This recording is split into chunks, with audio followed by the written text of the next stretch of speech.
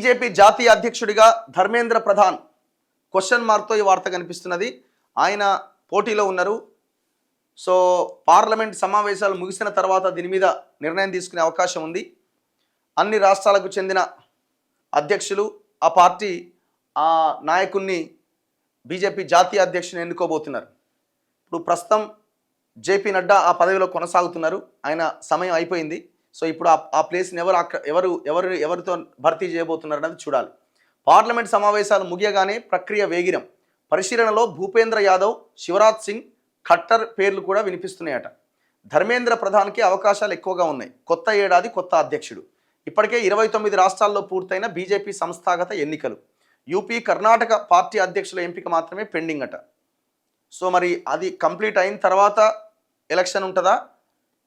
Almost 50% already complete అయిపోయింది కాబట్టి మొత్తం 29 రాష్ట్రాల్లో 90% ప్రక్రియ అంతా కంప్లీట్ అయింది కాబట్టి వాళ్ళ చేత ఎన్నుకుంటారు అన్నది చూడాలి. భారతీయ జనతా పార్టీకి త్వరలో కొత్త జాతీయ అధ్యక్షుడు రాబోతున్నారు. డిసెంబర్ 19వ తేదీన పార్లమెంట్ సమావేశాలు పూర్తయిన వెంటనే నూతన అధ్యక్షుడి ఎంపిక ప్రక్రియను వేగిరం చేస్తారని పార్టీ వర్గాలు చెబుతున్నాయి. 29 రాష్ట్రాల్లో సంస్థాగత ఎన్నికల ప్రక్రియ పూర్తి కాగా ఉత్తరప్రదేశ్, కర్ణాటక పార్టీ అధ్యక్షుల ఎంపిక మాత్రమే పెండింగ్లో ఉంది. ఆదివారం నాటికి యూపీ బీజేపీ అధ్యక్షుడి ఎంపిక ప్రక్రియ పూర్తవుతుంది. కర్ణాటకలో పార్టీ అధ్యక్షుడి ఎంపిక పెండింగ్లో పెట్టే అవకాశాలున్నాయి. యూపీలో డిప్యూటీ సీఎం కేశవ్ ప్రసాద్ మౌర్యకు పార్టీ అధ్యక్షుడయ్యేందుకు అత్యధిక అవకాశాలున్నాయి. ఇతర ఓబీసీ నేతలు పంకజ్ చౌదరి, బిఎల్ వర్మ, సాధ్వి నిరంజన్ తదితరుల పేర్లు కూడా పరిశీలనలో ఉన్నాయి. కేంద్ర మంత్రి పీయూష్ గోయల్ శనివారం పార్టీ ఎన్నికల పరిశీలకుడిగా లక్నో వెళ్లిన తర్వాత నామినేషన్ల స్వీకరణ ప్రారంభమవుతుంది. కేంద్ర ఆర్థిక శాఖ సహాయ మంత్రి Pankaj Chaudhary UP BJP chief పదవికి నామినేషన్ వేస్తారని సమాచారం.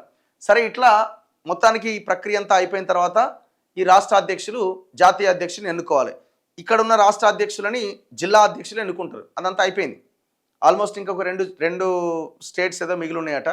అది కంప్లీట్ అవ్వకున్నా 50% పైగా ఆల్రెడీ ఎన్నికయ్యారు కాబట్టి వాళ్ళ చేత కూడా ఎన్నుకునే అవకాశం ఉండొచ్చు. ఇక అల్టిమేట్గా ఎలక్షన్ అన్నది ఇది అంతా తూతూ మాత్రమే, ఏముండదు. పార్టీ హైకమాండ్ అమిత్ షానో, మోదీనో, ఆర్ఎస్ఎస్ చెప్పిన వాళ్ళకి అక్కడ అధ్యక్ష పదవి వస్తుంది. ఆయన పేరును వాళ్ళు వీళ్ళకి ఇన్ఫర్మేషన్ ఇస్తారు ఫలానా అని, వాళ్ళందరూ ఆయన్నే సమ్మతిస్తారు. సో ఇది రొటీన్గా జరిగిపోయేటువంటి ప్రక్రియ. పేరుకే ఎలక్షన్ ఇది అంతా ఏదో పెడతారు కానీ అట్లా ఏముండదు. అందులో కాంపిటీషన్ అంటూ లేదు ఆయనకి ఎట్లా ఇచ్చిన నేను పోటీ చేయాలని అనేటువంటి ఇది కూడా ఇక్కడ ఉండదు, ఏ పార్టీలో ఉండదు. సో ఆయన ధర్మేంద్ర ప్రధాన్ బీజేపీ జాతీయ అధ్యక్షుడు అయ్యే అవకాశం ఉందట.